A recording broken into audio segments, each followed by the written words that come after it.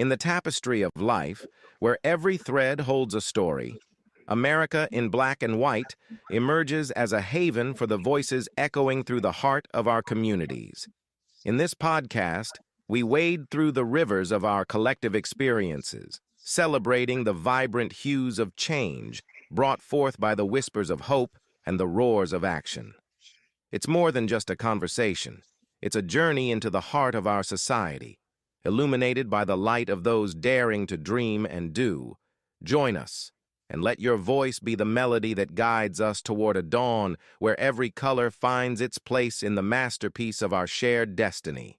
Together, let's paint a future brimming with the positives that dwell in our minds and the actions that shape our world. Good evening, ladies and gentlemen, and welcome to America in Black and White, Season 4, Episode 23. Let me start out by doing our Black History reflection. Our reflection today is on Frederick Douglass. Frederick Douglass taught us that liberation begins with literacy, courage, and the refusal to accept the world as it is.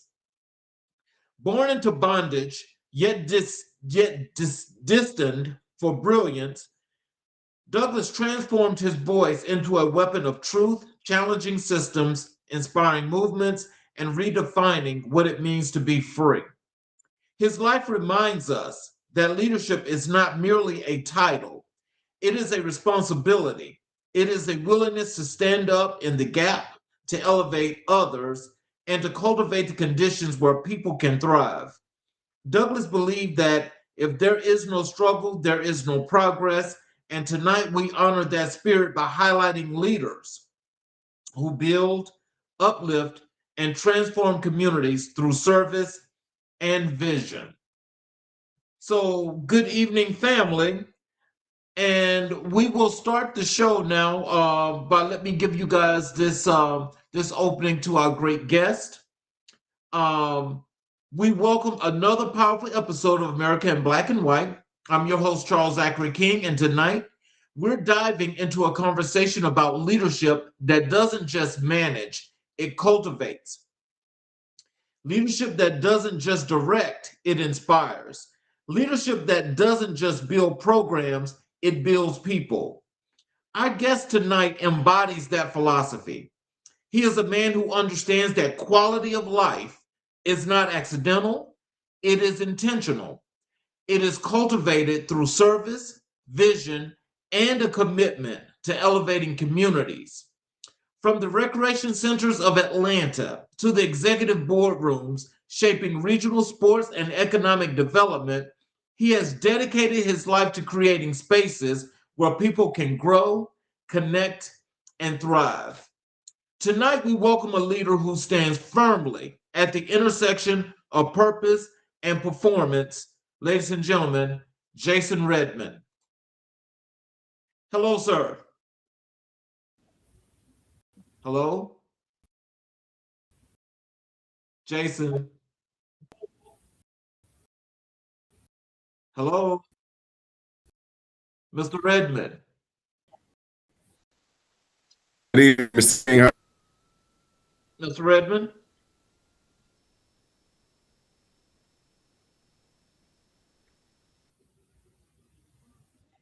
Okay, you were in and out, and your picture is it's like your screen is frozen. Yes, sir, I can hear you. Me now? Yes, sir, I can hear you. Your screen was frozen. Okay. Welcome to the show. Oh, I can see it fine now. Sorry about that. To the show. Is there anything you'd like to say to the audience before we get into Me. Is there anything you'd like to say to the audience before we get into the show? No, I'm ready to dive straight into the show and to the question. Yes, sir. Well, I want to start first by I want to give the people opportunity to get the chance to know a little bit more about Jason Redmond, the man you were before you got to this point now in this great leadership role that you're doing, with the communities. What early experiences shaped your understanding of leadership and service?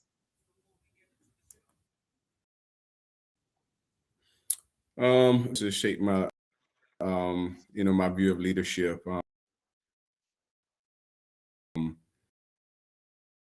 From the early childhood to be by a strong family, strong mother, siblings. I was able to carry them um, my high school year, my college years, and until my career.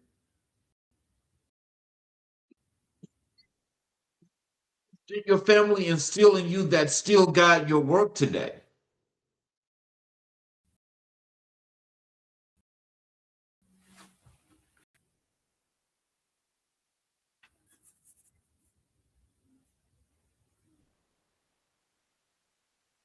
Mr. Redmond? Yeah, I said growing up. Yes, growing up. What values did your family instill in you that still guide your work today?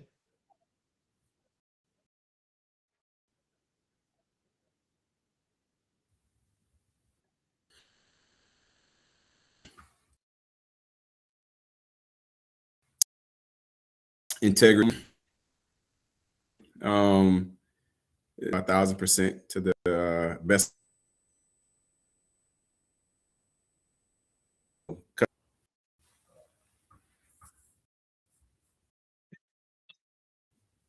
Bringing influence your passion for recreation, sports, and community engagement.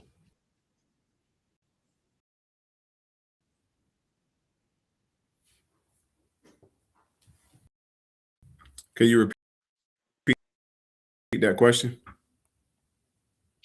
Bringing influence your passion for recreation, sports, and community engagement.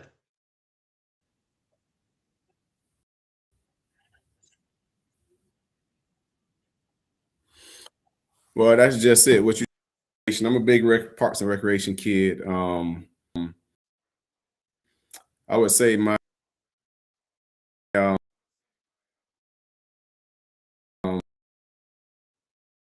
while we were out of school, my summers from there going to the swimming pool, from there going to the library, from there just being involved in community. That was something that was embedded in. And again, I was able to tap into that as a kid, and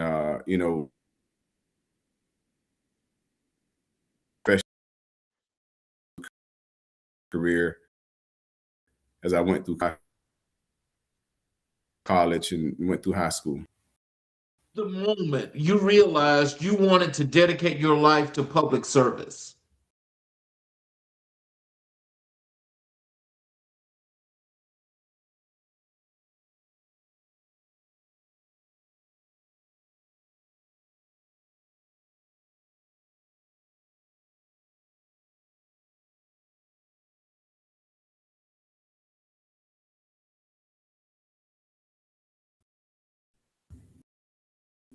Mr. Redmond, can you hear me? Yes, you're freezing, Mr. King. Your camera keeps freezing. Can you hear me? Yes, sir, I can hear you. Uh, what was the moment you realized you wanted to dedicate your life to public service?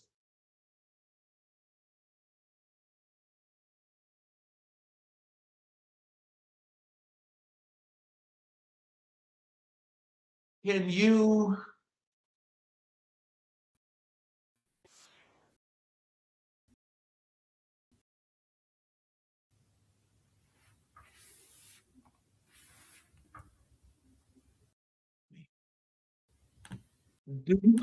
see if you can try to reboot your camera?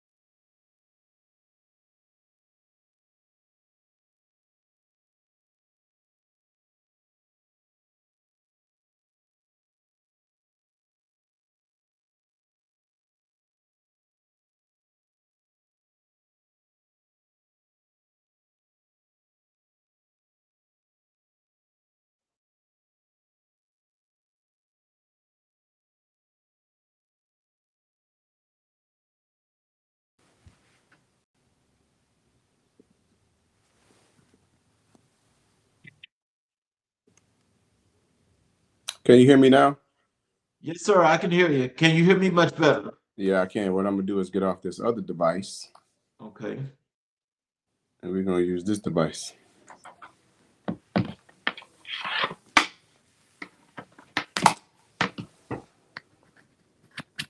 All right, you have me? Yes, sir. All I right, got you. all right. We can go with this device. Yes, sir. So, as I was asking you before, what was the moment you realized you wanted to dedicate your life to public service? Um, that's a great question, Mr. King. I would say probably um, as I was funneling through, probably towards my senior year in college. Some of the work that I did involved a lot of coaching, a lot of community service with kids, and so there I found a niche and figured out how much I like to work with kids, especially from a coaching perspective. With me being a former athlete, it kind of felt natural to me. So I think at that moment in time is when I figured out that this is one of those things that I can do that didn't quite feel like a job, but I was working. So it just fit my personality well, fit my background well. So I was able to translate that very seamlessly. Does that mean that, for the connections that you have with the kids, have you built that rapport based on your lifelong experiences as a kid growing up from the rec leagues to your career right now? Absolutely. One of the mantras that I have, and I have two boys and a daughter. My boys were very close in terms of the interaction that we have and the experiences that we had. They're both athletes, and one of the things as I move forward in life that I like to live by is be who you needed when you were younger. Lost my father at a very young age, so I know how that feels not to have a father present, not by choice, but by an act of God, act of nature. And so that was something that always stuck with me as I got older, and it was able to put myself in a position to give back. And that's not giving back is not so much always a financial thing. It's my time, it's my experiences, it's my knowledge that I'm able to give, it's my guidance, it's my mentorship. So these were all things that I knew that I was lacking as I grew up. And it was that, what I wanted to pour back into the community. To Atlanta for 22 years shaped your identity and leadership style. Yeah, say the beginning of that question again. How has living in Metro Atlanta for 22 years shaped your identity and leadership style?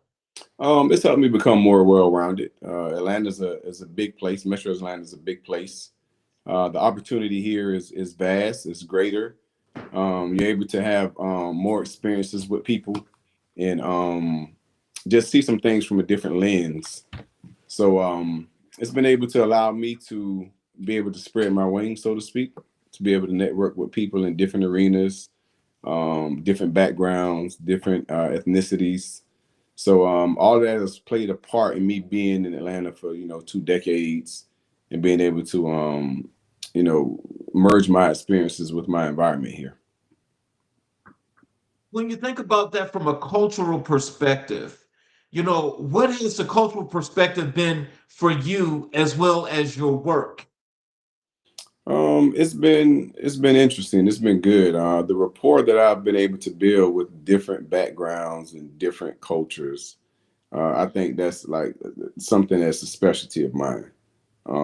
I don't meet strangers. I get along with everyone, but it's a sense of seeking first to understand, then to be understood. When I meet people, understanding their situation, understanding their variables that's have them moving in the direction that they're moving in. So really love meeting people, getting to know them, learning more about their background, their culture, where they're from, how things are done from their world. So that's been something I've thoroughly enjoyed.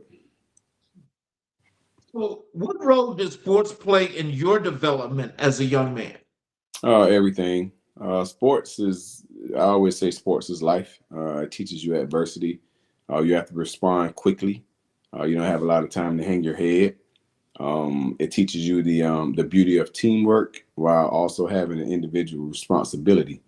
So to me, again, I've been able to make that correlation from the experiences and the childhood experiences that I've had into professional realm. I played football and basketball, and I played quarterback in football and point guard in basketball. So I was always responsible for everyone. And no matter what sport I was playing, I had to know where every player was on the football field, where the receivers were running, what plays to call, what audibles to call, how to recognize something quickly to make a change. And then playing basketball as a point guard, you learn very quickly how to motivate individuals. There's five of us on the floor. You learn who you have to push, who you have to scream at, who you have to be gentle with, who hand you have to hold. So again, it's all been able to correlate into to the person I am today and what I do today. From your childhood that you'll carry into every leadership role? One memory from my childhood that I would carry into every one lesson. One lesson.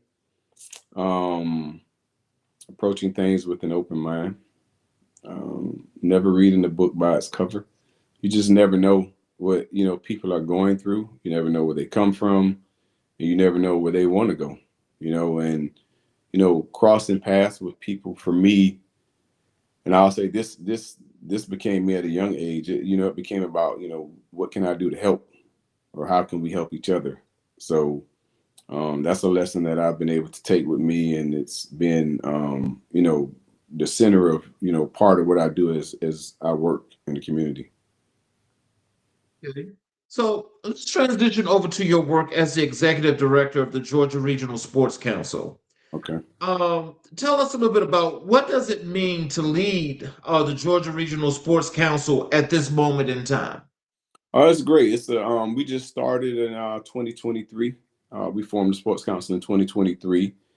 It's been a roller coaster ride. Things went very fast, very quick, and it's been great. We service right now 9 counties east of Atlanta, and being able to be a part or delve into the communities of 9 different counties and all the different communities that are in those counties. It's a challenge, but it's also a joy, because it's again, my competitive nature allows the challenge to be joyful for me. So understanding how the communities work, understanding the niches that are there, understanding what's needed in each community, and being able to help it from an economic development standpoint, for me, I think is big. And that's one of the most important things that I focus on, is the economic development of the different communities that I'm able to touch. Since you're working with 9 counties, what Mhm. is the commonality or the one thing that you see most that connects each of those communities together? I would say the need for education as it relates to local government policies, economic development, how those processes work. And I'm big on education, big on breaking things down where people can actually like grasp what's being said to them. It's not over their head. So that's a big commonality that I see in every community that I work with. It's the education piece of everything, and helping. Everybody has a want and everybody has a need. They don't necessarily know how to get that want or get to that need. So being able to educate them on how your local government can work for you to assist them in getting that want or getting that need. So, how do sports drive economic growth and community identity in East Metro Atlanta? Sports tourism is a 70, 80, 90 billion-dollar industry a year. That's huge. Um, like I said, my kids play sports. If at all possible, we're not going to miss a game. You're going to pay whatever you have to pay to go watch your child play. And I'm not sure if people look at it in that aspect because they're just enjoying watching their child play. But it generates revenue, and so that's one of the biggest things, to generate revenue. You and I sitting on this call tonight, we're both taxpayers. No one likes to pay high taxes, and so sports tourism can help with that. There's in the community that I live in, there's a neighboring facility in South Carolina, in the neighboring state, and the community's makeup is very similar to my community. And they put a facility there that, during COVID, the facility made during COVID $31 million during COVID. Wow. The year after COVID, it made $32 million. And in 2024, after COVID had kind of slid off, it made $62 million. So that money goes into your general fund. That money alleviates the taxpayers from having to reach down in their pockets so far to pay their property taxes.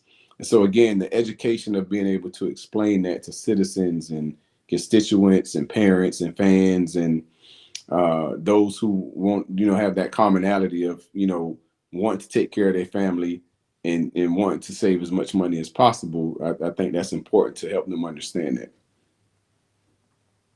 So if you can, that's really cool. I like that whole idea. What have you seen as in with the new council? And I know that it's only like maybe 7, 8 years or so, but are you seeing any kind of community impact or economic impact that's making a difference in the communities? Absolutely. Yes, we're seeing some impact. We are tracking numbers. We track a lot of data from increased hotel stays to increased restaurants. Been able to form partnerships with a lot of the restaurants in the local areas so that when organizations come to the area, when people bring teams here, that they have some type of break or some type of incentive for bringing their organization or their event or their team to the areas that I service. So there's been impact. It also increases a sense of community. You understand what I'm saying? Like, you don't have to drive, 30, 40 miles to Atlanta to enjoy yourself. You can do it in your backyard. So being able to help them understand what you have available, what resources you have available, and how important it is to make sure that you keep those resources intact and make sure that those resources continue to grow has been key into helping local government officials understand that. So, what is the long-term vision for the council under your leadership? Under my leadership, the long-term vision is to make it a place, or these 9 counties especially, make them places of enjoyment, make them places where your quality of life is such, again, that you don't have to spend an hour in the car going to an event.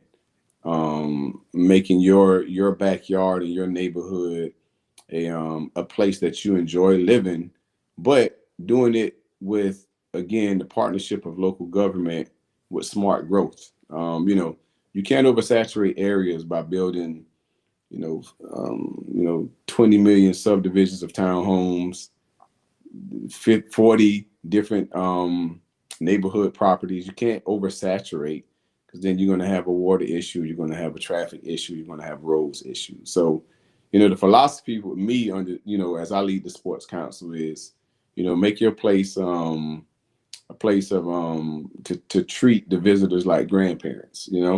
Everybody who has grandkids, they love their grandkids, but when the playtime's over, they go back home. So you come and visit, have a good time, go back home to your parents or go back to their residence where they live. So that's a big goal of mine, to make sure that that's done seamlessly with the 9 counties that I service, and then expanding those counties into more than 9. I'm doing some work with a young man in Memphis, Tennessee right now. As a matter of fact, we had a conference call Monday about a program that he's rolling out. So although, we're Georgia Regional Sports Council, we want to extend beyond our borders of the state as well. So as you're looking as people are looking at the show right now tonight, what do you want the people that's out there in those 9 counties that you serve? What do you want them to know that you're going to do your best to make sure that they are comfortable with the work, and what kind of work they should expect from you? I think they should expect transparency. Um, I've been, spoken to about politics and running for certain offices, and my response is, I don't like politics. I like governance. So it's the difference. I'm not going to promise you that I can lower anything or fix anything. What I'm going to promise you is that this is the solution to what you're searching for, and we need to try to bring that solution to fruition. And so that's just being honest, straight up, straightforward, not selling people false dreams so that they can cast a vote or cast a ballot for you. So I think that's the biggest thing with me. You're going to get transparency, honesty, and education. To understand where we are in the process, what steps are needed, and the progress that we're making as we move along.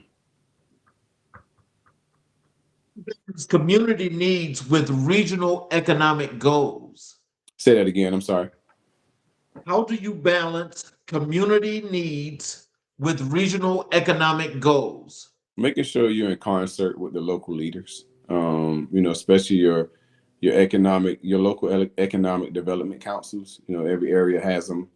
Ensuring that you're all in concert with each other, so you're not like going against the grain and being redundant and repetitive with things. And I think everybody's goal is the same, basically, so to speak. Everybody's goal is the same in that meaning that the goal is to take the burden off of people every day. You got to think, as we age and get older, we're going to work less and less. The world is not going to stop moving. It's a lot of conversation now. I'll give you a perfect example about data centers. Mm-hmm. You have to educate yourself about what a data center is, and not look at and listen to CNN and Fox and what you see in Memphis and what Elon Musk put. Each community is different, and you have the authority as a citizen and as a person, as a constituent, to demand what you want to see in your community. There's a neighboring county next to me now, and Amazon is building a ginormous data center there. And one of the proposals is, y'all can bring y'all data center, but y'all can pay our property taxes. So we're going to alleviate property taxes in the city, not in the county. Because if you live in the city, you got to pay city and county taxes. So when they eliminate the city taxes, those people in the city are going to have a huge break. And then that can eat, and the more that data center thrives and grows, that probably will spew over into the county. So again, just being able to understand, what's around us. The technology is going to come. I mean, everybody, again, the data centers is a hot topic, but you can't do nothing on this without a data center. You can't check your bank account. You can't watch Netflix. You can't listen to Spotify. You can't do anything. And so, as the world keeps moving, again, we got AI that's getting stronger and stronger. We got autonomous moving cars. So all that data has to be stored somewhere. Data centers have been around forever, but they're just getting buzz now because they're growing, because technology is growing. So again, the train is coming. How do we make the train fit in our community? How do we want the train to look? What type of train stops or bus stops do we want here? That's the mindset that you should have, in your community. That's the mindset to have as you're talking about economic development and smart growth. East Metro Atlanta uniquely positioned for national and regional sporting events? We're in the perfect place, away from all the traffic, away from the headache. Being east of Atlanta and having this sports council here east of Atlanta, we're also not pulling traffic from Atlanta, but also from Augusta, also from Lake Oconee, also from Greene County. So it's all coming to this area saturated. And the thing is, Mr. King, if you put the right facilities here, it's coming. The business is coming, the right traffic is coming, the right tenants are coming. You just have to make sure that, again, it fits in your community. Each community has different needs and different wants and different strengths.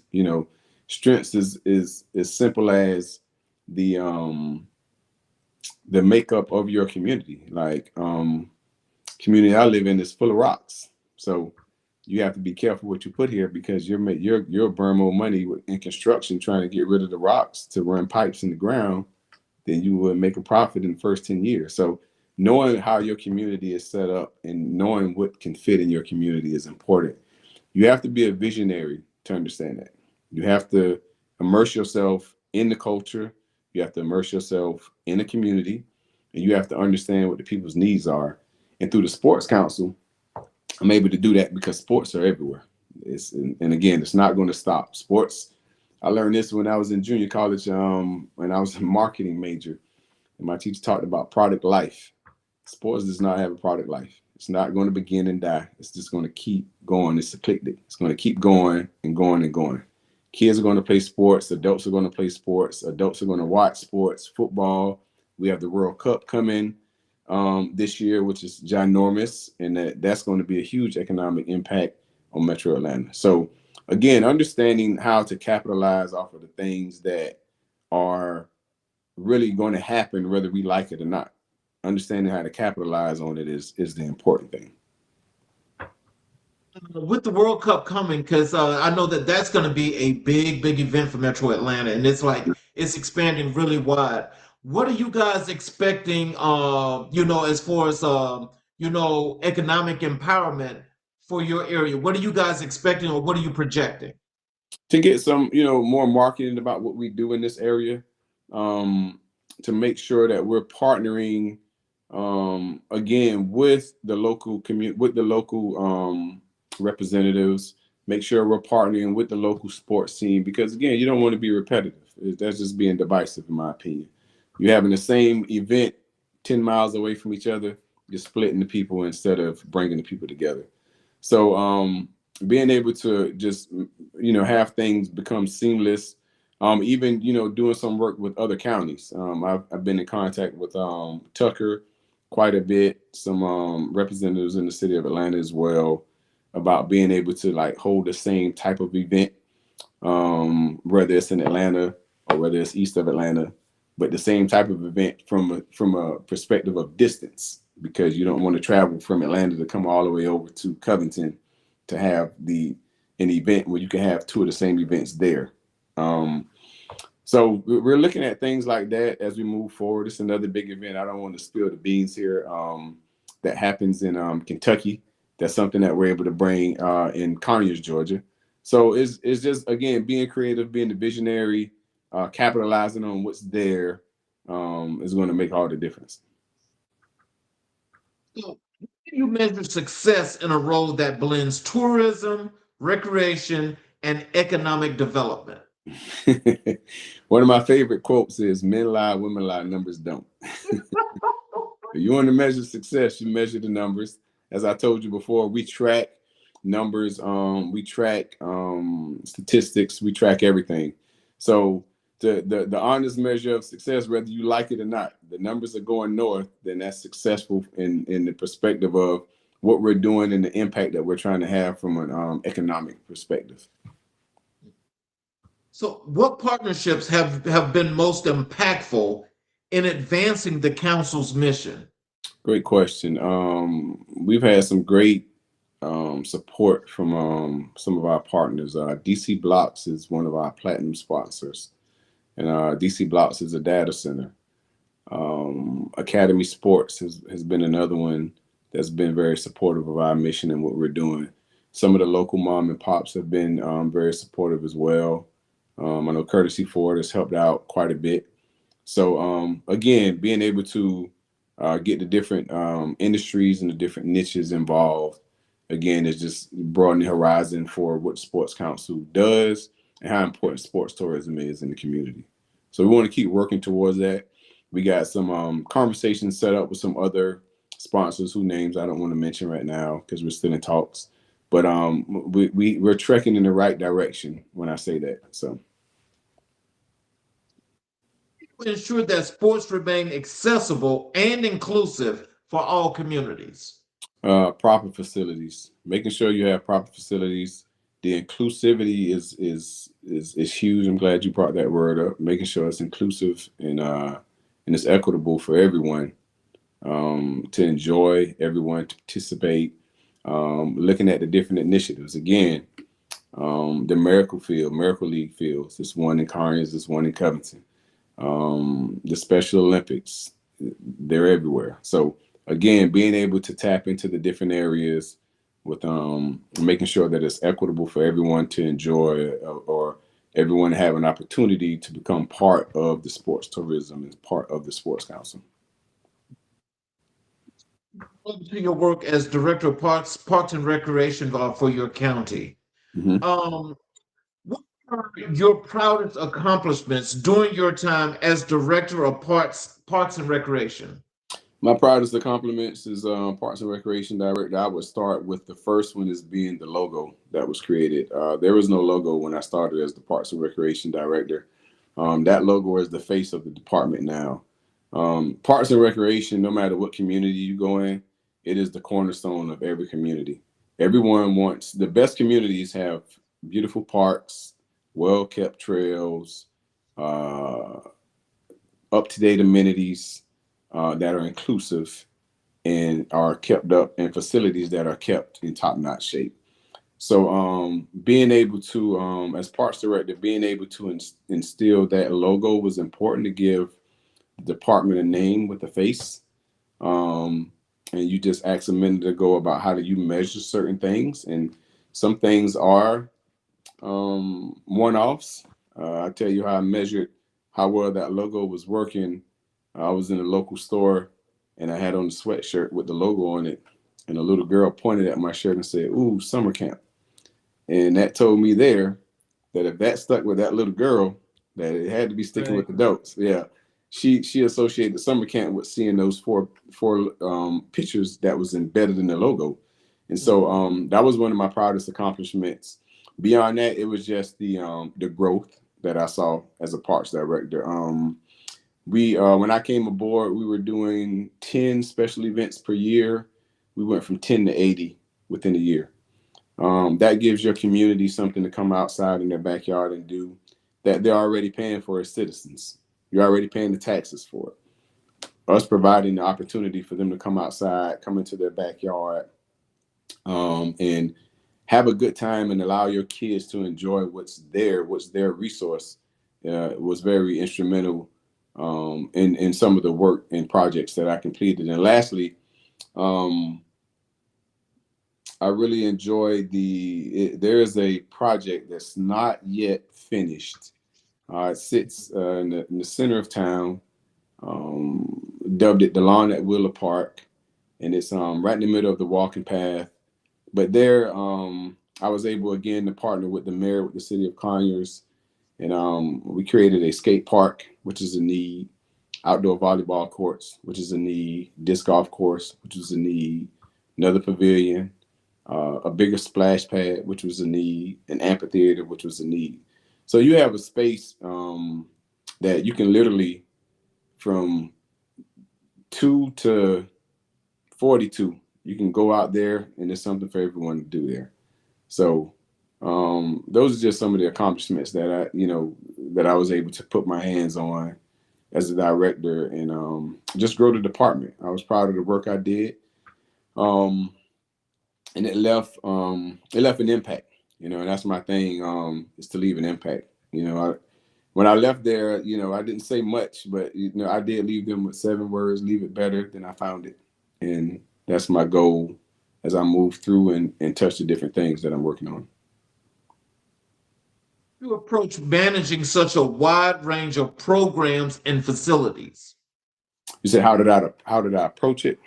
Yes. With autonomy, I think it's important. So again, I mentioned to you earlier about my playing career and knowing how to balance personalities. When you're a director and you're managing over 100 people, you're managing nothing but personalities. That's all you're doing. Understanding where a person's weakness is and where their strength is, and then giving them the opportunity to buy into what you're doing, and to your vision, and to your goal. Allowing them autonomy to do what they're good at, not holding hands, not micromanaging, allowing them to be creative. And when they bring an idea to you, not necessarily shoot it down. If it needs to be fixed, have a conversation on how to improve it. So I think that was my team that I had was amazing. I think that was huge in the development and in empowering them to move forward even after I left the department.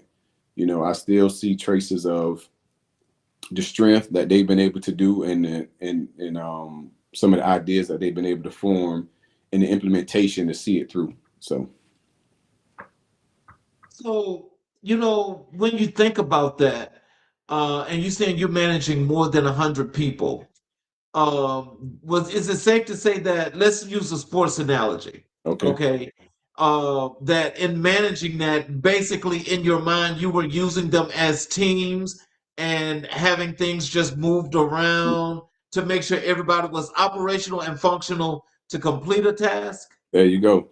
And it's you know, the mind is funny, and nonverbal communication and verbal communication is strong, and little nuances matter. I never called anyone staff. Out of those 100 people, I knew everyone's name. I can go in the field, shake anybody's hand and call them by name, look them in the eye, ask them how their kids are doing. You know, how was the game this weekend? How is the motorcycle coming? How's the table you're building coming along? I knew who my people were, and everyone was a team member. I stress that so many times in all of my leadership meetings. We're on the same team. You have a different responsibility than I have. My job is to get you the resources to perform your job. So that was made, you know, that was drilled into the team's head, and it was something that they were able to catch on to, and like I said, have buy-in, which is more important than anything. Um, and it just simply came from me leading by example. You know, it was a phrase that I used, and I still use it: as I do, we do, you do. You know, I can show you how it's done. We'll do it together. I'm gonna take my hands off and empower you to strengthen your skills and your network, and make it come to fruition that way. So, what challenges did you face in Rockdale County, and how did you overcome them? The education challenge was the biggest. Helping people understand the importance of parks and recreation was sometimes a challenge. It still is today for some entities and some organizations. A lot of people, I mean, even playing in parks and recreation. I don't know if you played or anyone who's listening played. Most people think parks and recreation, oh, we just roll out basketballs, footballs, soccer balls, we just play. No, it's a lot to it. It was our back office, our financial back office was busy every day. Like, we paid bills every day. The repair and maintenance of things, you wouldn't believe how much that costs and how often things break, on top of how much people steal that's not theirs. So all that played a part in being able to balance all of that and manage all of that. Just understanding, getting people to understand the education piece of that was probably the biggest challenge, and help them understand how important it is. There were community members that advocated. Everyone, it wasn't all bad. You know, there were many community members that advocated for parks and recreation and understood the value in it. And strangely enough, most of those were the ones with the young kids who were involved in the programs and who utilized the parks heavily. I was also over senior services. They understood the importance. When you become a senior and, you know, you don't have the family that you had because people are transitioning away, going to that senior center was everything to them. When COVID came, it really, you know, you really saw an impact with the senior community, and how much they needed that space and how much they needed that interaction, that day-to-day interaction. So, is that feedback? No, I don't hear anything.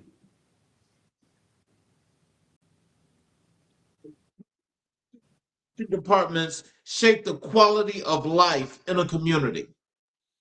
By providing the community with the resources for them to have that quality of life. You know, health is wealth. You know, I say that a lot. Health is wealth.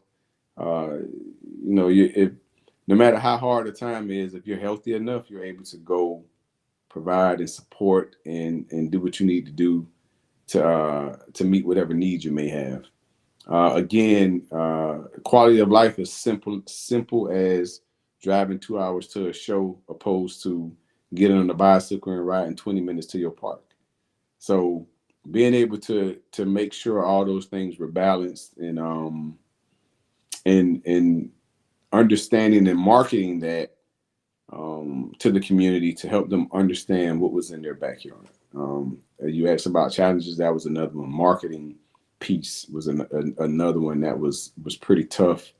We overcame it, but it was pretty tough. It's still some people. Social media is huge, but everyone does not use Facebook. And by us, when I say us, the norm is everything goes on Facebook. I mean, I have to go fish it off. I may not go on Facebook. So if I never go on Facebook, I never see it. So how else can I get this marketing tool out or this marketing piece out about what we're doing or when we have an events or how my program calendar look for the year? Had to be really, really, really creative with that. Real-time surveys was good for us. Billboards work well for us. We don't have Channel 2 Action News east of Atlanta every day unless you see something like tumultuous happen. And that's not necessarily a bad thing because sometimes they can tell the narrative for you and you don't want that. So So how do Parks and Recreation departments shape the quality of life in a community? Did I just ask you that? yeah, that's the one you just asked. Yeah. What innovations did you bring to Rockdale County's recreation system? One of the things we figured very quickly when COVID hit was you had to be accessible without being physically accessible. With that, I added like a 360-degree tour of all the park facilities and all the park locations. So you can go on the computer and take your mouse and spin around and literally, if you wanted to rent a space or rent a room to have a reception in or a birthday party, you can take your mouse and spin around the entire room to see every corner, every wall in that room and not having to go literally spin your gas to do a walkthrough of that location. Making sure the programs were digital, being able to register for programs from afar and not come to the desk to register. So, as I mentioned earlier, technology is going to keep growing.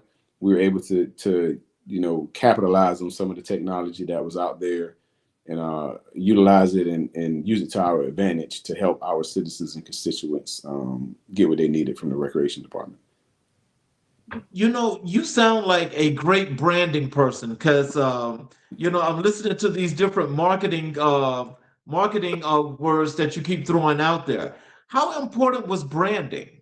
Brandon was everything. And in a lot of my meetings, and this, it was a topic of conversation, and they laugh about it today. And I'm gonna say this, and those who are listening probably can attest. I've never seen the commercial for the peach milkshake at Chick-fil-A. I haven't. Everybody knows when that peach milkshake comes out. They know the time of the year it comes out. They know how long it lasts. They know the price. They know the sizes. But that is quality control that Chick-fil-A has for one particular product. And I use that as a comparison to what we were doing. As we were putting out programs, the quality control had to be at that level and had to be that top quality that people wanted to come back. They looked for the program before we were able to put it out. They knew the time of year when the Halloween festival came. They knew the time of the year that the autumn festival came. They knew the time of the year when it was Easter, they knew it was going to be a ginormous Easter egg hunt. They looked for it. They started looking for it because of the quality control that we were able to maintain and the quality programming that we were able to put on. It served its purpose.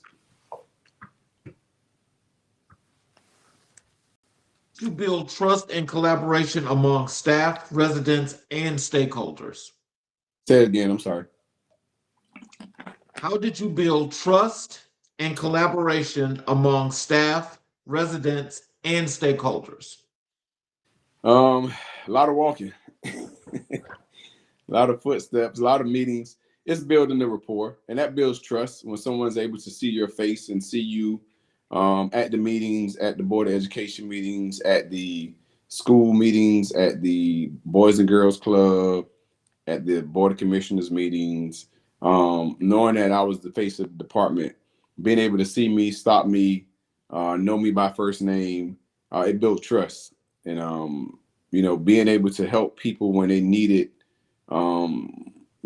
something and they necessarily didn't have the resources. I'm a big believer in, how can I help someone get to the goal that they're needing to get to? Partnering with certain organizations was big for us. One in particular, we did a nice pickleball tournament with every year. And that helped get their brand name out even more because we already had a following. So using things like that was big. It was key into building and strengthening relationships in the community. So to answer that question directly, the rapport you build is going to come with a lot of footwork, a lot of groundwork, but in the end, it's worth it. And you do a lot of the work in the beginning. You can kind of take a step back as you get those relationships established, and then from that, allow your team members to be a part of that, so that trickles down, and it's not all about you, not all about me, and not all about my face, but the team of Parks and Recreation and what they were able to do. What advice would you give to future parks and recreation leaders? You can't do it all by yourself. You cannot control everything, and you cannot catch everything. Um, I always told my team our job was to reduce the opportunity. People are gonna do, be people and do what they want to do and handle things they want to handle the way they want to handle them. But our job was to make sure that we reduce the opportunities for liability, opportunities for neglect, and capitalize on opportunities for growth. So I would say to anyone in this field, understanding what you can and cannot control is important. It's great for the mental health. It's great for the physical health. If not, you'll run yourself in the ground. There are a lot of moving parts in the park and recreation department. Like you have to know a little bit about everything, about water, storm water. If it's inclement weather, park maintenance are responsible for getting chainsaws and cutting trees. Therapeutics was an arm that we had for special needs population. Again, senior center was another area that fell under my purview. The tennis center fell under my purview. That's a lot of moving parts. Anything can happen at any given time. Aquatics fell under my purview. You can have an incident in the same day of someone who falls and break their ankle on the tennis court and someone who nearly drowns in the pool. Them two totally different problems to have. So again, knowing that you can't see everything and you can't control everything, empowering the team under you to understand how to handle those type of situations is the advice that I would give any leader in this field. Well, from doing this in Rockdale County, and you previously did this in the city of Atlanta, Mhm. can you tell us what's the difference when you were in Atlanta managing the 10 recreational facilities, but then when you go to Rockdale County, you're doing a whole lot, seems like a larger job. Mhm. Can you tell us what's the difference in the two, and or do they compare at all? That's a great question. They do compare. The city has different problems than the county. I'll say that. Okay, I'll start by saying that. okay. Um, People in the city of Atlanta are not worried about if they can place their personal clock on an aquatics wall. They're worried about their kids getting home safe and gunshots in the neighborhood. You understand what I'm saying? Those are city problems and county problems different. So they did compare. Yes, to answer your question, in the county, I was involved more intimately than was in the city because the city is such a large machine. It's huge. There were 30 recreation facilities in the city of Atlanta, over 360 parks in the city of Atlanta. Mhm. Rockdale has one main recreation facility and 22 parks. Mhm. However, my involvement in Rockdale County was more intimate because I was more front facing with the commissioners, more interactive with the commissioners, more interactive, more control over budget, over capital projects. So I had more responsibility, more autonomy. Although the area was smaller, the the impact and the amount of work was greater because I was involved in a more intimate fashion, if that makes sense to you. In the city, um, a lot of things ran themselves from a perspective of, again, it's such a huge organization. Um, we had so many different tiers of management there that someone was there to take care of different things at different times. In Rockdale, all of that was me, but it was just in a smaller setting. So then, um, can you tell us what did you learn about community needs while working in Atlanta's recreation system vice what you learned in Rockdale? Community needs differ from a perspective of, and it's just being, straight up transparent. Cities more survival community needs. Rockdale's more entitled community needs. That'd be the best way I can put it. And it's just me being honest. Yeah, city. I mean, I've had cases where I've come to work in the city, and it was a deceased body in the car in the parking lot at one of my rec centers. I've never experienced that in Rockdale County. Hope Rockdale County never experiences that. However, that was the type of environment that some of those parks were located in the city of Atlanta. There were some rough neighborhoods. I'll give you a perfect example. We did a shoe giveaway one day at one of my facilities in Dunbar, in Mechanicsville. Walked outside, it was a gunfight. So again, you wouldn't face that in Rockdale County, but what you are going to face is, in the course of a week, you could get told by 30 different people that they're a taxpayer and they want this way. So the problems were different, not saying one was better than the other. Of course, dealing with death and homicide is a little different, but the problems are the problems, and you learn how to deal with them, and you learn how to best meet the needs of what's being asked for in the different arenas. But working at both places gave me a great well-rounded experience, of recreation. No matter where I go moving forward, if I go back into recreation, I've probably seen it from working in the city and then working in the county. So how did the role, this is in Atlanta, how did the role prepare you for executive leadership? I think leaders are born. I really do. Yes, there are some things that you can learn, but I really think leaders are born. The role in Atlanta prepared me for the curve of understanding the industry of parks and recreation.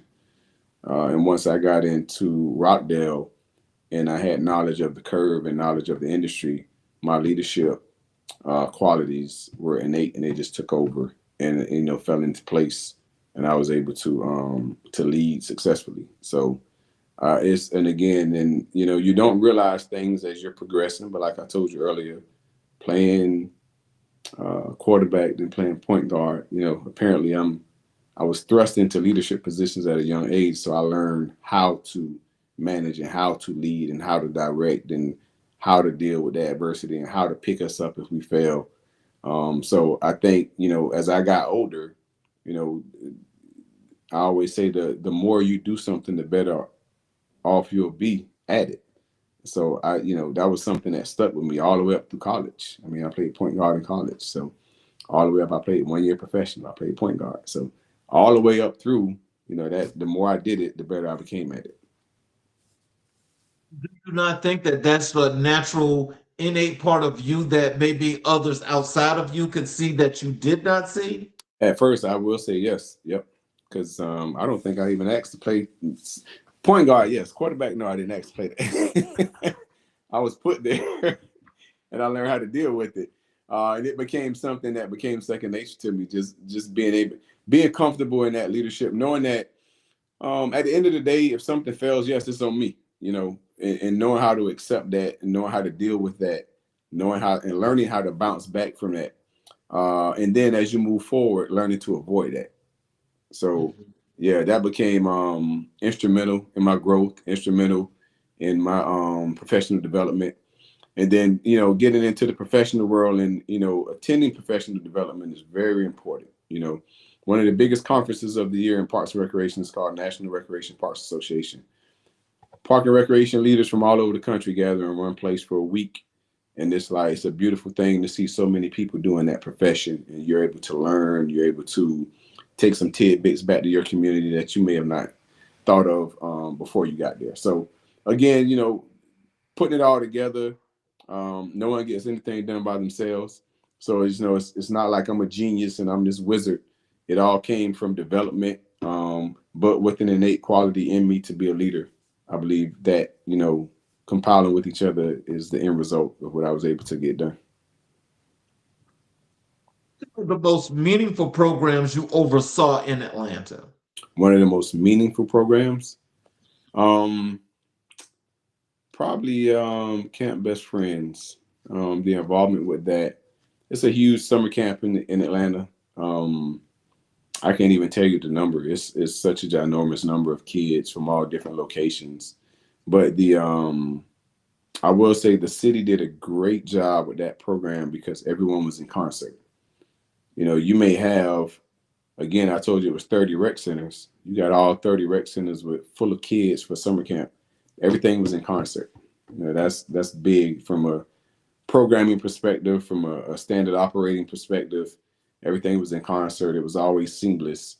And the kids were the ones who benefited from it the most because they were able to spend their summers doing something constructive, all the way down to the field trips, all the way down to the STEM activities that they were doing.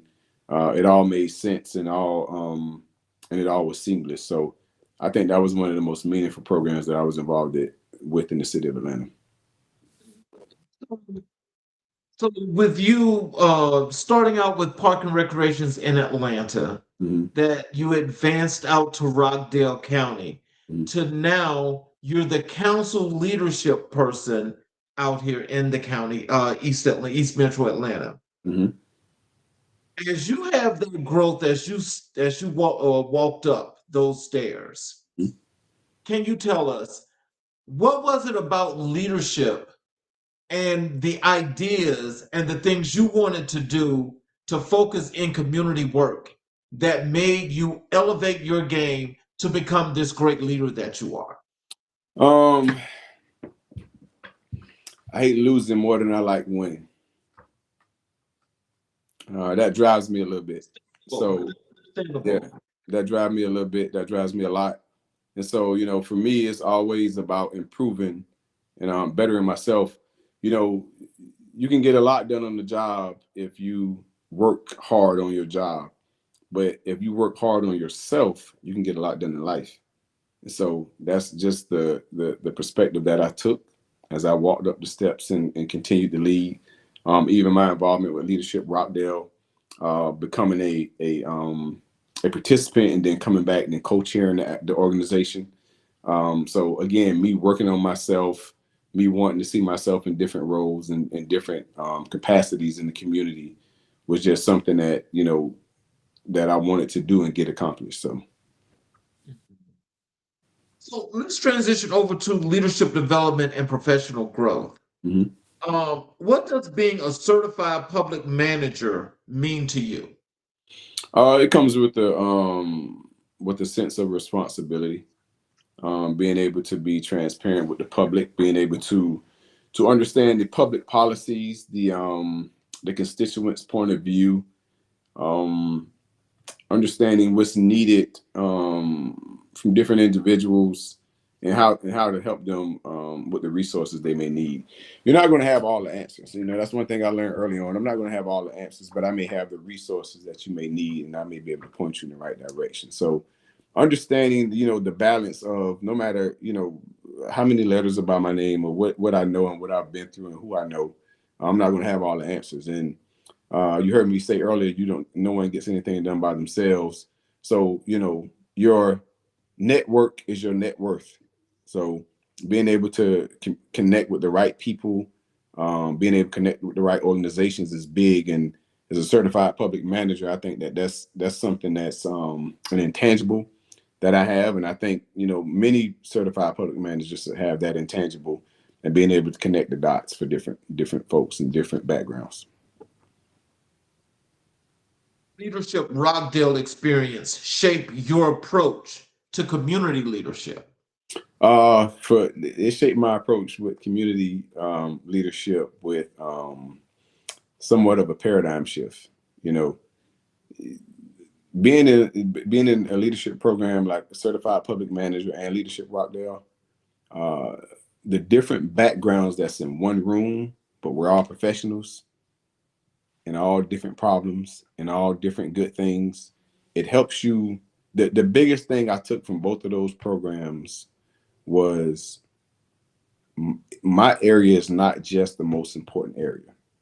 Being able to step back from a paradigm and see another person's area if and I was able to relate that in-house. So if I have a vendor that's waiting on a check and that vendor hadn't gotten their check and that vendor's frustrated, but there may be something going on in finance that I don't know about. Being able to be patient enough to figure that out and not snap and get upset, because I'm mad at finance because they hadn't cut the check yet and the vendor's upset at me.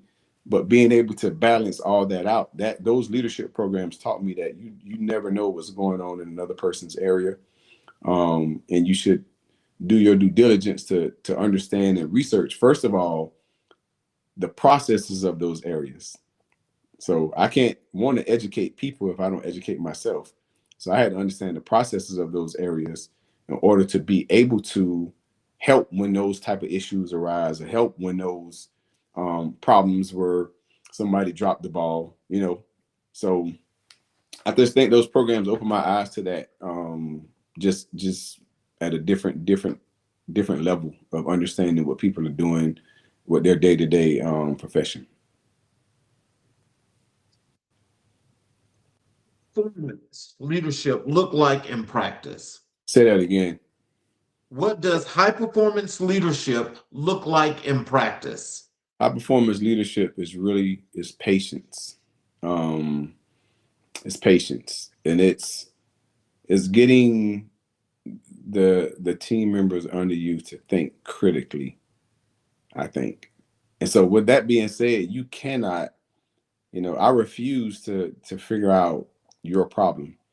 One of the most memorable, that high performance class that I took from NACO, National Association of Counties, the biggest thing that stuck out to me with that program, Colin Powell helped write that program. He told a story when he was in the White House with George Bush, and there's a problem going on with another country.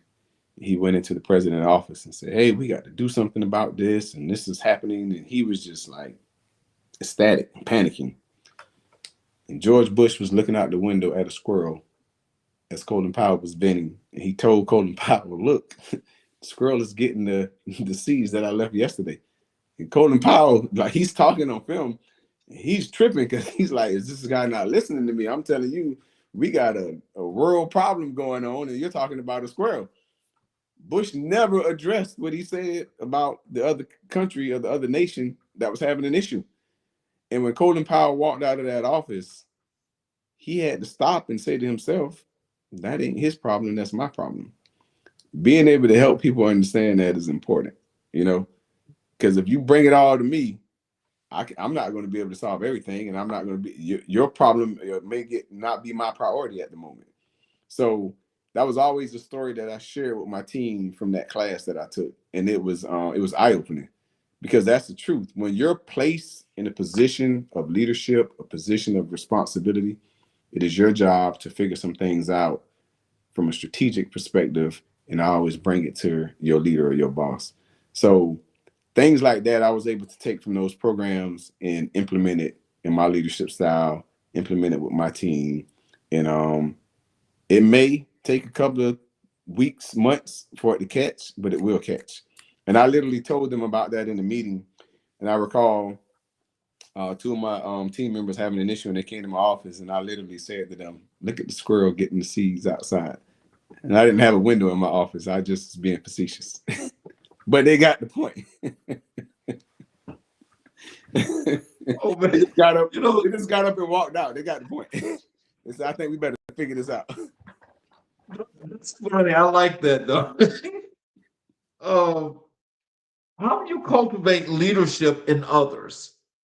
Cultivation is one of those things. I use that word a lot. It's not a one-shot thing. If you plant a flower and walk away, the flower has to get sun, it has to get water. You may have to come till the soil every now and again. Cultivation is you constantly having your hands on it, constantly working on it, constantly looking for processes and ways to improve it. So that's my leadership style. It's constant. Like, it's constant. Every team meeting we have, the way the agendas were set, everything I do from the sports council perspective, it's constant. It's constant. And I don't know if I said this yet. I may have neglected saying this before, but I coached basketball and football for years. I did like 20 something years. When I coached an athlete, I drilled into them what I needed them to know. If I needed you to know how to hedge a screen on defense, I drilled it into you. So there was no question about what you were doing. So that's cultivation to me. It's not a let me tell you how to do this one time and then let you go figure it out. It was constant reminding, it was constant examples, it was constant reinforcement, and it was constant guidance. So, me cultivating to be a leader is something that is done every day. And again, the more you do something, the better you will become at it. So being able to tie that back into that statement. The most important leadership lesson you've learned in the last 5 years? The most important leadership lesson that I've learned in the last 5 years. Um, leadership is not popular. That's true. Not popular. So, if you do what's right, everybody's not going to like what you're doing. And that lets you know that you're doing the right thing. So leadership isn't popular. You'll have lots of good days and you'll have some bad days. But the thing about that is a leader can't have a bad day.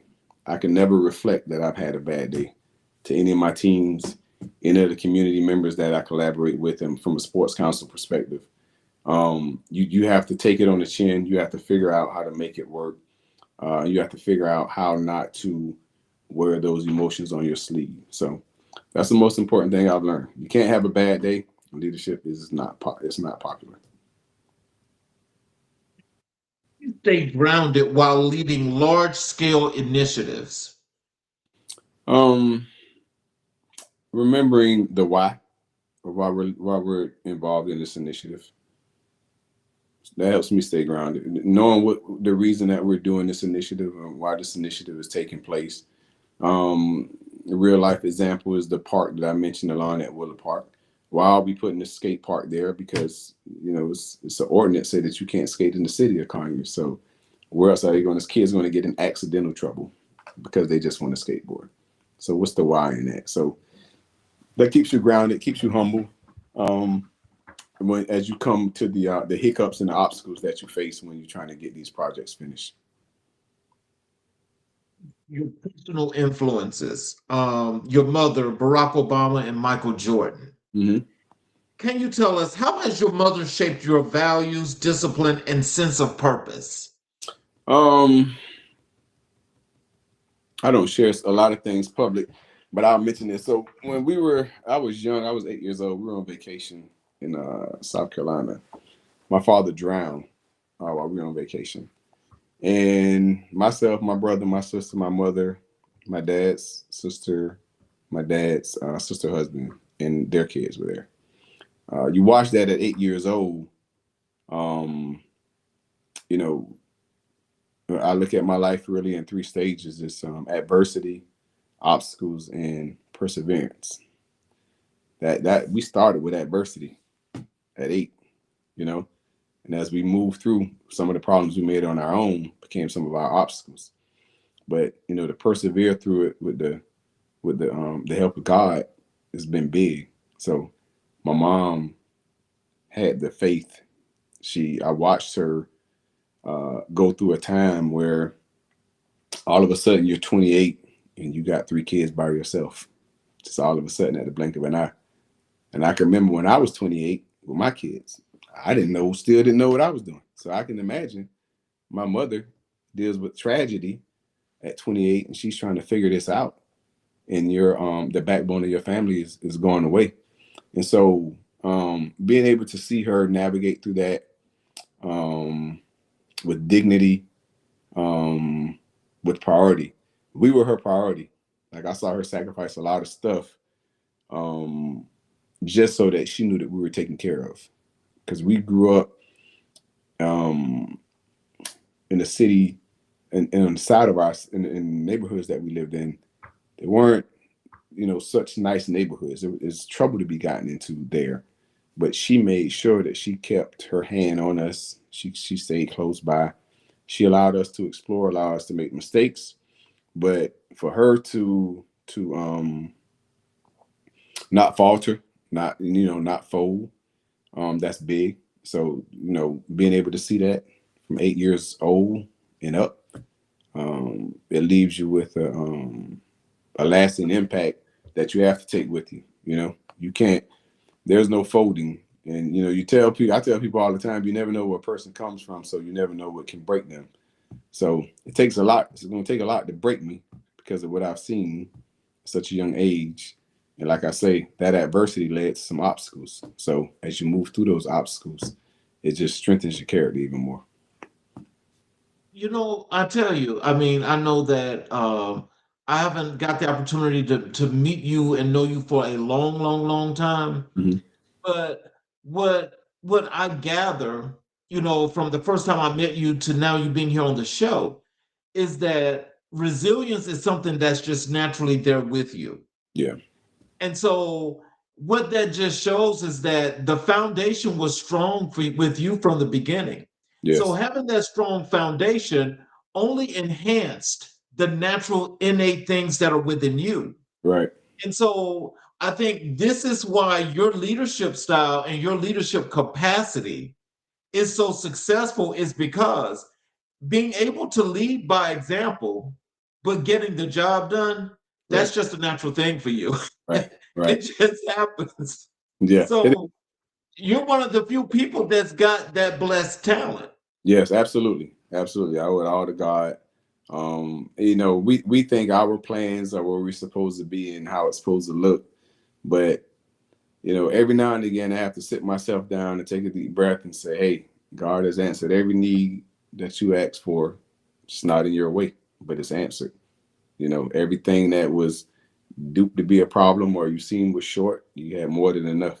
So, yeah, having that faith. Mom she had unwavering, crazy faith, and so all of us took that from her to this day in our adult lives. We have unwavering and crazy faith. So, The greatest lesson she taught you about resilience. no matter how hard it is, get up, put one foot in front of the other. It'll work itself out. There you go. Yep. Um, in what ways has Barack Obama influenced your leadership philosophy? His class, you just can't forget his class. One of the things I like most about him is for him to be the commander in chief. He's never been in the military. When he was president, he was commander in chief, never was in the military. However, he was able to listen to those around him with the institutional knowledge. So that's something that I'm able to take from him. Again, I said earlier, I don't know everything. I'm not going to catch everything. I'm not going to see everything. There are people who have more institutional knowledge than me. No matter where I go, they'll have that. And, as a leader, you have to humble yourself to be able to listen, to be a great leader so that you know how to make the best or the most informed decision as you're moving forward with things. So, President Obama, and I don't know him personally, just from what I saw him handle himself with dignity in several situations where he could have responded a different way. I'll say that. And so, that's been big, and that's been key for me. So, what about Obama's journey resonates most deeply with your own? His humble beginnings. I've heard him tell his story many a times. In Chicago, which again, that's not a nice place either. Not the nicest place, but just his love for what he did and what he was doing, and to see it all the way to the top. I think that's something, and as we talk about this journey I'm on, I'm not close to being done to the steps that I'm trying to get to at the top of where I'm trying to go. So the same with him. I watched him, to make those steps, keep his faith, keep his head down, and when he got the opportunity, he did it with dignity. Has Michael Jordan's mindset impacted your approach to excellence? His will to win. I watched him a lot as a kid. I told you I played basketball. That was my favorite athlete. You see him on my wall, him and Kobe behind me. Ali's behind me. But his mindset and the will to win, I haven't seen another athlete uh, with that same thing in them. Just sports is different now. You got guys who jump from team to team to team to team, chasing that ring. He literally got drafted to a team, took what he had, and he made it the best 6 times. Like that's like unreal. And in the process, he created a brand that stemmed from basketball. And you see his logo on baseball, football, hockey, track and field. Like he created something different. Like he stepped outside of that box and he created something different. And it came from his will and his spirit to win. You know, I used to watch Mike a lot, and I had a lot of videos, a lot of tapes. One of my childhood friends reminded me a couple of weeks ago that that was the only person that was on my wall in my bedroom was Michael Jordan. But it's just just to see that, like I said, that was my era, but to see him accomplish that and build that brand, like that's pretty amazing. So Do you see between sports leadership and community leadership? you say, what is the difference or similarity? What parallels What do you parallel? see between sports leadership and community leadership? I think they're interchangeable. That the community, the only difference I would say, the community is going to be larger than the team. That's it. But you're going to have those, I call them pockets of people. You're going to have those pockets of people everywhere in every community, doing the same thing. You got pockets of people who get off at 5 p.m. They go straight to the gym. You got those pockets of people who, want to come to every meeting and they want to complain about everything. You got those pockets of people who are just positive and trying to help the community. So it's pockets of people going to be everywhere, no matter what community you go in. And it's synonymous with sports. Like you got different personalities. You just got more of those type of personalities. So again, being able to measure yourself and humble yourself and have integrity to deal with all of those pops or pockets of people, it takes a lot of patience. It takes a lot of patience, and it just takes humility. So I think they're very similar. I've had success with transitioning from my sport upbringing to my professional career. So it's worked well for me. These three influences, your mother, Obama, and Jordan, intersect in your life. It's all a culmination of who I am. Being able to take a little bit from each of them, being able to, observe, that person, President Obama from afar, Michael Jordan from afar, but being able to personally observe my mom, in the time of adversity and in the time of obstacles that we had to deal with. It's just something that you can't erase. You can't push out your mind. You can't exclude it from your DNA. That's my pedigree, and that's what I stick by. Collectively teach you about perseverance and purpose. Say that again. I missed the first part. What do they collectively teach you about perseverance and purpose? Um, there's no such thing as giving up. And what's for you is for you, and like I said earlier, we may think that the path that we're taking is the way that we're going to get to where we're going, but that's our purpose. But us being able to persevere through the ups, the downs, around the corners, it leads us to our purpose. It's just may not be the path that we thought it would be. So again, get up every day, put one foot in front of the other. That's how you get it done. Let's talk about your vision, purpose, and future. What is your long-term vision for the communities you serve? My long-term vision for the communities I serve, I want to maximize the opportunities for every community I serve. You know, no matter where that is, that can be, you know, taxes, that can be amenities, that can be economic development, that can be economic impact. But being able to maximize things, I think, are important. It alleviates the stress and strain from a lot of meticulous issues.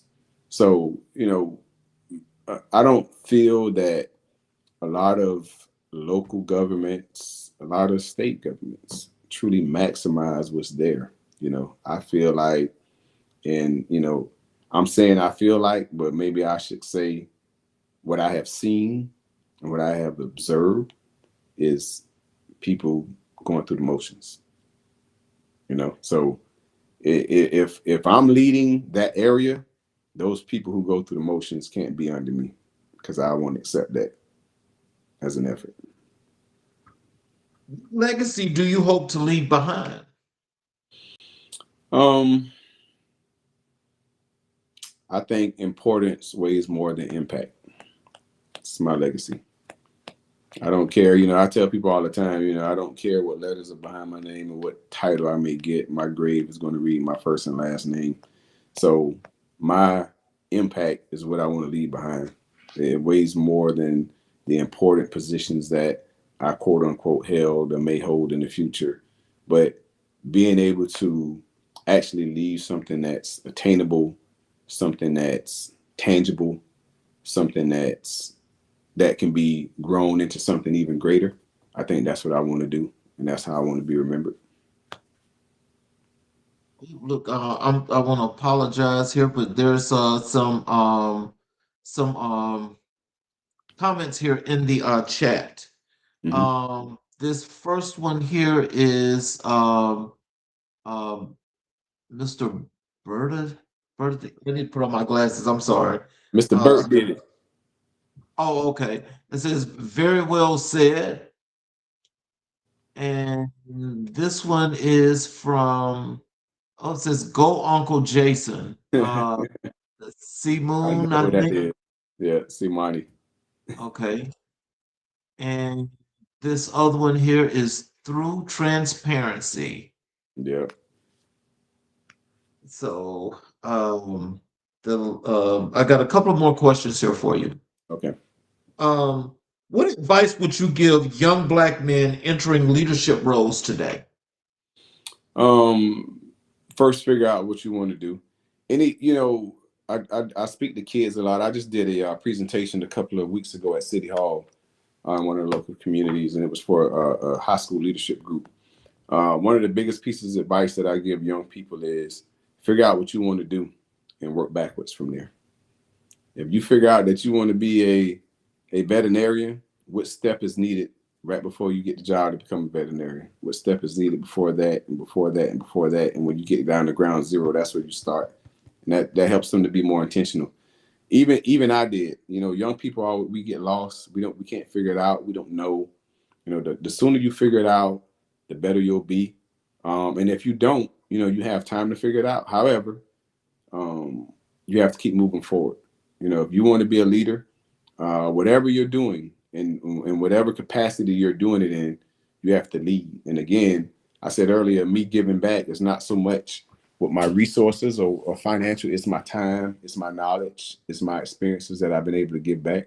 So be able to give back and do for you, do for someone what someone did for you. There's another comment that just popped up here. It's from Tay Donnie. It says, good stuff, Jason. I appreciate it. And my final question for you is, what is the next chapter for Jason Redmond? It's a great question. I want to say, but I don't want to say. Um, I'll say this. My next chapter is, you know, first of all, where God leads me. I've learned to stop and listen to that small voice that talks to me. Mhm. And wherever that leads me, I want to make sure that I'm doing it to the best of my ability and with full transparency. So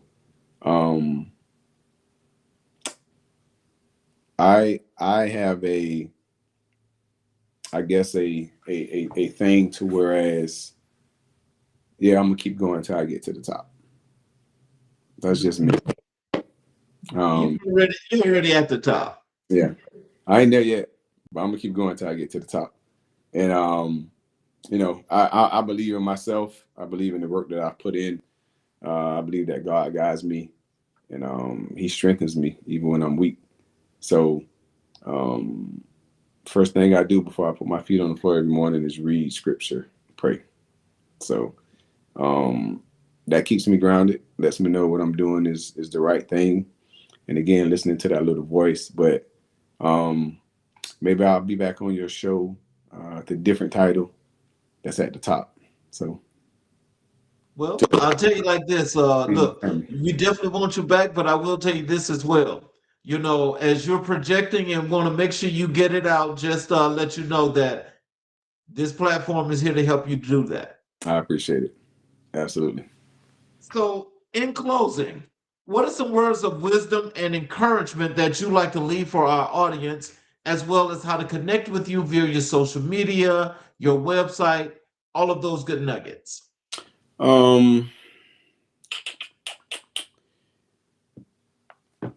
I think some words of wisdom. I'm a simple guy. Is find your passion and follow it. Don't let any. Sometimes you can't tell your dreams to everyone because you got dream killers in the world. So find your passion, follow your passion, and make sure that you're cultivating as you're doing it. That means you have to work every day. You got people who they want to get something done, and when the opportunity presents itself to do it, they fail to meet that challenge where it is. So if you want to get something done, you have to do it every day. I thoroughly believe in that. You have to do it every day. If you want to learn how to tie a tie, you got to get up and tie it every day. If you want to learn how to articulately speak to be on the podcast, you have to practice speaking in that mirror. You have to do it every day and be intentional about it. It doesn't take all day. Spend 5 minutes, spend 10 minutes, whatever you may need. What was your other question beyond the words of wisdom? Yes, the words of wisdom and encouragement. Yeah, and that's it. Just never stop being a good person because of bad people. That's something that I've had to experience as well. So don't let people change you. Stay who you are. Stay true to yourself, and keep pushing forward.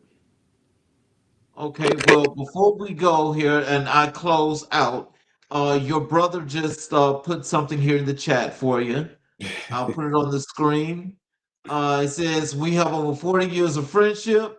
You have always been a leader. I remember you off guard." And he says, "I love you, my brother." Yep, That's that's the my other brother. one here. Yeah. Absolutely. Yep, that's my boy. And then this one right here, this young lady says, "Preach, Jason." And Muscle Classics just put this in the chat. He says, "We need more community leaders like Mr. Redmond. Great Yeah, interview." yeah, that's my brother. Yes, sir. Yes, sir. I appreciate you, Mr. King, and your What's platform. up?